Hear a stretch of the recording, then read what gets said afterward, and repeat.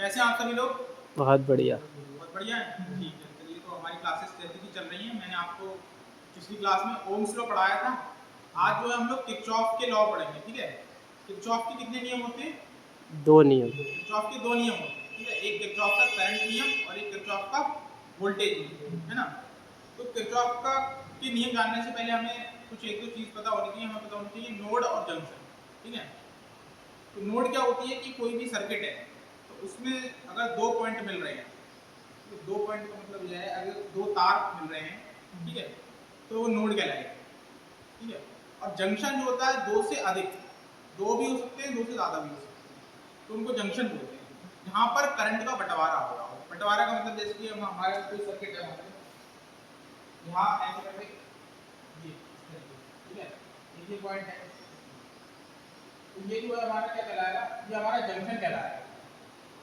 मुझे पॉइंट, हाँ, जंक्शन क्यों कहलाएगा? अगर मान लो यहाँ में कोई ऐसे बैटरी लगाई हुई है, यहाँ से करंट जा रहा है तो करंट यहाँ से दो डायरेक्शन में बढ़ जाएगा, एक इस तरफ चला जाएगा और एक इस तरफ चला जाएगा, है ना। तो कुछ करंट यहाँ चले जाएगा, कुछ करंट यहाँ चले जाएगा। तो जहाँ भी करंट का बंटवारा होता है उसको हम लोग क्या बोलते हैं? जंक्शन बोलते हैं, है ना। और जहाँ दो पॉइंट मिल रहा होता है उसको नोड बोलते हैं। तो किरचॉफ का करंट नियम क्या कहता है? किरचॉफ का करंट नियम क्या कहता है कि किसी भी डीसी बंद सर्किट में, ठीक है, जो हमारा आने वाली धारा होती है वो जाने वाली धारा के बराबर होती है किसी भी जंक्शन। किरचॉफ का करंट नियम क्या कहता है कि देखो मान लो अगर यहाँ से हमारा 5 एम्पीयर करंट जा रहा है तो इस जंक्शन पर जाकर करंट क्या हो जाएगा? बढ़ जाएगा।